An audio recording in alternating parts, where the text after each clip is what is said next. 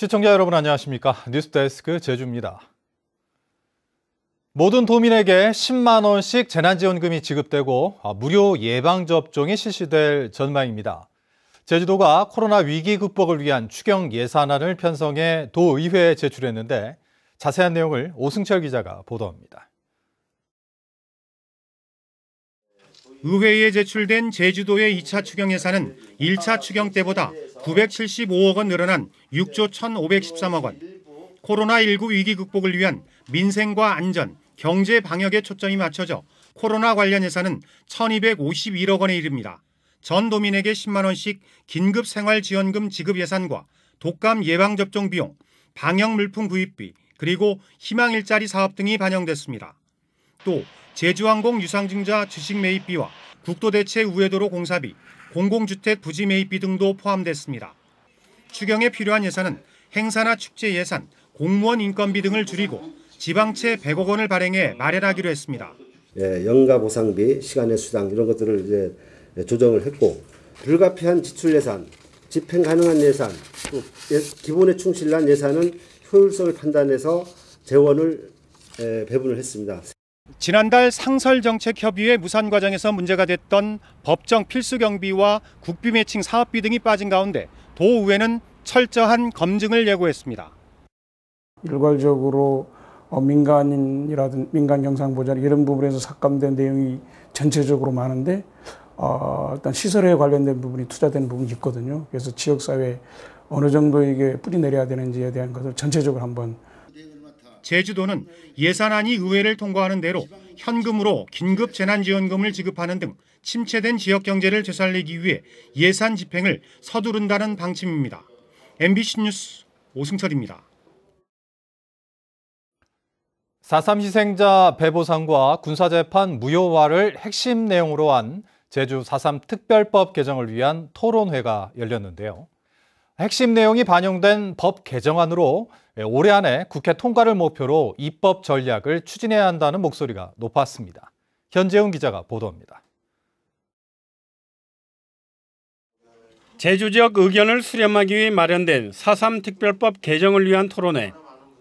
지난달 29일 국회 토론회에 이어 오영훈 의원이 마련한 4.3 특별법 개정안의 핵심은 희생자 피해 배상과 군법회의 무효화입니다. 특히 이번 개정안에는 4.3 희생자에 대한 국가보상 기준을 명시했습니다. 한국 전쟁을 전후하여 민간인 집단 희생 사건의 희생자 유족에게 지급된 판결로서 지급된 배상금의 평균치액. 하지만 내년 중반부터 대선 전국이 시작되고 대통령이 임기 말에 접어들기 시작하면 4.3 특별법 개정은 더욱 늦어질 수 있습니다. 이에 따라 많은 내용을 담기보다는 핵심 내용만 반영된 개정안을 마련해 연내 국회 통과를 목표로 한 입법 전략이 필요하다는 의견입니다. 법 개정이 설령 늦어지더라도 이번 대통령 임기가 끝나고 다음 대통령이 되더라도 우리가 반드시 모든 내용을 다 담지 않으면 안 된다라고 주장할 것인가, 아니면 이번에 핵심 내용을 갖다가 반드시 쟁취하고 할 것인가, 그것은 유족회의 선택이라고 생각을 합니다. 과연 이게 우리들의 1순위에서 1순위, 가장 지금 초미의 관심으로 지금 가고 있는가, 이것을 스스로 반성하고 또 다시 나가야 된다라고 보고요. 정치권의 공감대 형성이 필요하지만 여야 공동 발의가 쉽지 않은 상황에서 미래통합당의 협조를 이끌어내는데 원희룡 지사의 역할론도 나왔습니다. 원희룡 지사는 한가위 휴가를 즐길 때가 아니라 4.3 특별법 제정을 위해 도민과 함께 어깨 열고 나가야 할 때입니다. 청와대와 정부 여당을 향해 이미지 마케팅 발언을 할 것이 아니라 진심을 다해 정부 여당뿐만 아니라 야당 수뇌부까지 만나 설득해야 할 때입니다.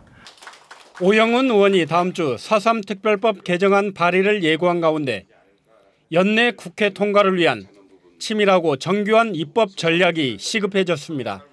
MBC 뉴스 현재훈입니다. 비자림로 확장 공사가 지난달 재개됐다 하루 만에 중단된 것과 관련해 영산강 유역환경청이 제주도가 환경영향평가법을 위반했다며 과태료 500만 원을 부과하겠다고 예고했습니다.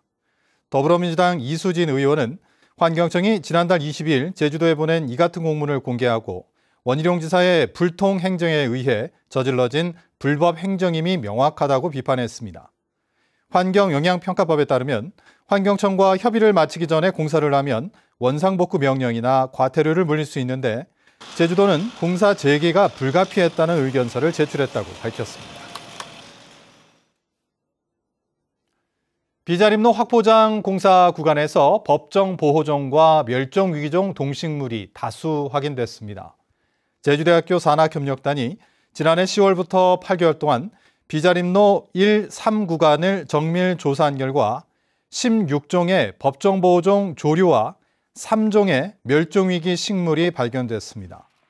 또 5년 전 소규모 환경영향평가에서 10여 종으로 보고됐던 양치식물은 68종이 발견됐습니다. 산학협력단은 공사로 생물 다양성 악화와 종의 감소가 우려된다며 대체 서식지와 생태 통로 조성이 필요하다고 강조했습니다.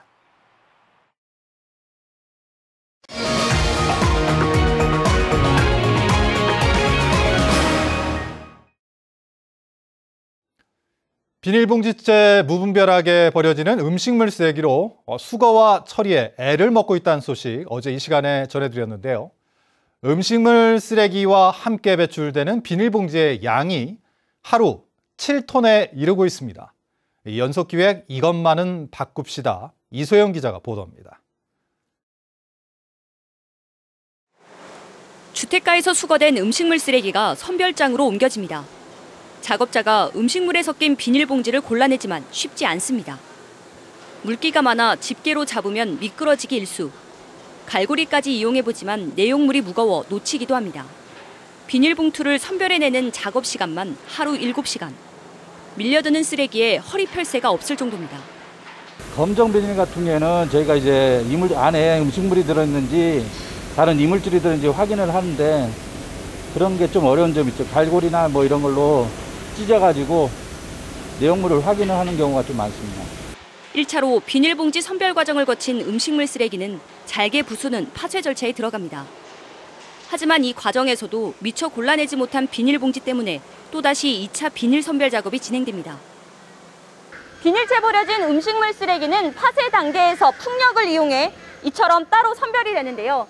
이 제주시 지역에서 나오는 음식물 쓰레기 비닐 양만 하루 평균 7톤에 달합니다.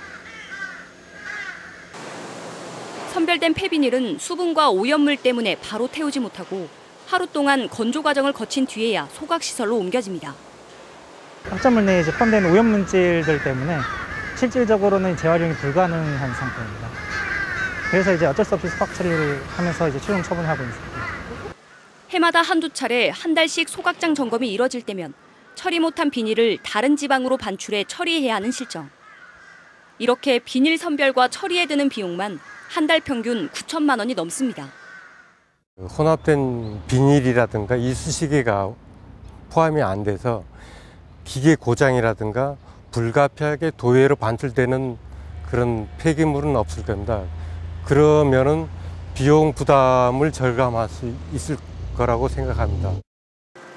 나 하나쯤이야 하고 무심코 음식물 쓰레기통에 버린 비닐봉지가 모여 하루 7톤이 넘는 비닐산을 이루고 처리에 매년 수억 원의 예산이 투입되고 있습니다. MBC 뉴스 이소연입니다. 서귀포시 색달동에 들어서는 제주도 광역 음식물 쓰레기 처리 시설 조성 공사가 입찰 과정 논란으로 중단됐습니다. 제주도에 따르면 최근 입찰 과정에서 탈락한 도내 한 업체는 제주도를 상대로 낙찰자 선정 절차를 중지하라는 가처분 신청을 했고 제주도는 감찰부서 요청에 따라 담당 부서 과장과 팀장을 대기 발령 조치했습니다. 색달 처리 시설은 제주 지역에서 발생하는 하루 340톤의 음식물 쓰레기를 통합 처리하는 시설로 2023년 완공 예정이지만 공사 중단에 따른 파장이 예상됩니다. 2009년 제주에서 발생한 어린이집 보육교사 피살 사건의 범인으로 지목됐던 50대 남성이 1심에 이어 항소심 재판에서도 무죄를 선고받았습니다. 검찰은 과학수사기법을 총동원해 여러 가지 증거들을 제시했지만 법원은 이번에도 인정하지 않았습니다. 조인호 기자입니다. 2009년 2월 제주시 애월읍의 농업용 배수로에서 목이 졸려 숨진 채 발견된 27살 이모 씨. 경찰은 사건 발생 9년 만에 택시기사 51살 박모 씨가 성폭행하려다 살해한 것이라며 체포했지만 지난해 1심 재판에서 무죄 판결이 나왔습니다. 결국 법원은 1년 만에 열린 항소심에서도 박 씨에게 또다시 무죄 판결을 내렸습니다. 재판부는 박 씨의 택시에서 나온 동물 털이 피해자가 입었던 무스탕 점퍼와 유사하다는 것만으로는 피해자가 탑승했거나 신체 접촉이 있었다고 단정할 수 없다고 밝혔습니다.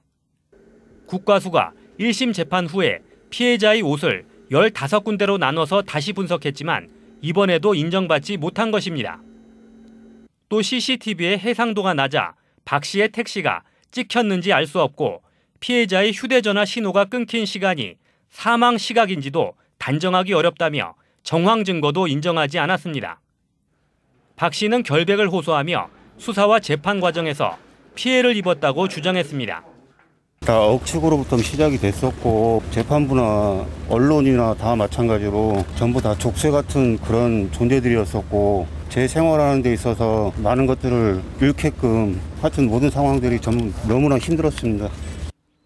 경찰은 사건 현장에서 발견된 담배꽁초에서 나온 DNA를 박 씨는 물론 택시기사 등 5천여 명과 대조했지만 한 명도 일치하지 않았고 시신에서는 DNA나 지문이 발견되지 않았습니다. 1심과 2심의 무죄 판결이 대법원에서도 이어질 경우 이번 사건은 피해자만 있고 가해자는 없는 영구 미제 사건이 될 가능성이 높아지게 됐습니다. MBC 뉴스 조인우입니다.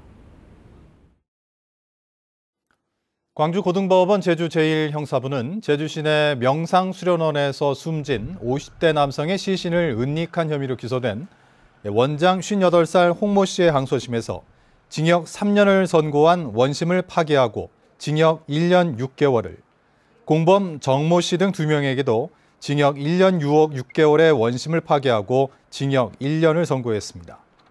재판부는 이들이 잘못된 망상에 빠졌고 전과가 없는 점 등을 볼 때 1심의 형량이 무겁다고 밝혔고 피해자가 당시 살아있었는지 단정할 수 없다며 유기치사 혐의는 무죄를 선고했습니다. 제주도 지방공기업과 출자 출연기관의 직원 채용 관리가 부적절한 것으로 드러났습니다. 제주도 감사위원회는 도내 20개 공공기관에 대한 채용 업무 감사를 벌여 부당 처리한 34건을 확인하고 2명에게 징계를 요구했습니다. 감사 결과에 따르면 제주의료원은 요양원 직원 채용에 규정에 없는 보훈 점수를 가산해 합격자를 결정하고 문화예술재단은 특정 사업을 상시 사업인 것처럼 속여 업무 담당자를 정규직으로 전환시켰다가 적발됐습니다. 상정이 보류된 시설공단 설립 조례안이 재상정될 것으로 보입니다. 좌남수 도의회 의장은 취임 기자간담회에서 오는 9월 임시회에 시설공단 조례안을 재상정하겠다고 밝혔습니다. 또 코로나19 특위를 만들어 제주 지역의 의료와 방역에 대비하도록 하고 민생 특위도 신설해 코로나19로 경영난을 겪고 있는 중소기업과 소상공인을 지원하겠다고 말했습니다. 제주 서부 지역 지하수 관정에서 병원성 세균이 연이어 검출돼 대책이 필요하다는 지적이 나오고 있습니다. 제주도 보건환경연구원이 지난해 서부 지역 260개 관정을 조사한 결과 14개 관정에서 병원성 대장균과 살모넬라균이 확인됐습니다. 서부 지역에서는 재작년에도 16개 관정에서 병원성 세균이 검출됐는데 보건환경연구원은 지하수 오염이 지속되고 있다는 방증이라며 수질 개선을 위한 종합관리 대책이 필요하다고 밝혔습니다. 여름 휴가철에 각종 사고로 인한 손상 환자가 가장 많은 것으로 나타났습니다. 제주도 소방안전본부에 따르면 지난해 응급실을 찾은 손상 환자 5만 5천여 명 가운데 30%인 1만 7천여 명이 7월부터 9월까지 발생했습니다.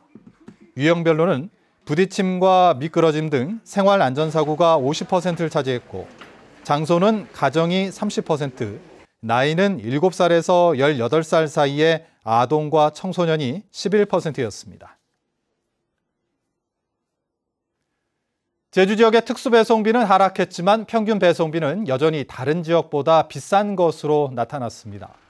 제주도가 TV 홈쇼핑과 온라인 쇼핑몰 등 12개 업체를 대상으로 조사한 결과 제주 지역에 부과되는 특수 배송비는 평균 2,300원으로 지난해보다 1,600원 하락했지만 평균 배송비는 2,596원으로 다른 지역보다 5배 가까이 비쌌습니다. 제주도는 이번 조사 결과를 홈페이지에 공개하고 특수배송비 가격 정보를 정기적으로 공표할 계획입니다. 제주도 산하 공공기관 통합채용 평균 경쟁률이 14.3대 1을 기록했습니다. 제주도가 제주도개발공사와 신용보증재단 등 4개 기관의 직원 채용 원서를 접수한 결과 59명 모집에 843명이 지원해 14.3대 1의 경쟁률을 보였습니다. 기관별 경쟁률은 신용보증재단이 40대 1로 가장 높았고 에너지공사 29.5대 1 등입니다. 필기시험은 오는 18일 실시되는데 응시자는 마스크를 착용해야 하며 자가격리자나 발열 증상자를 위해 별도 시험장이 마련됩니다. 이상으로 뉴스데스크 제주를 마칩니다. 시청해주신 여러분 고맙습니다.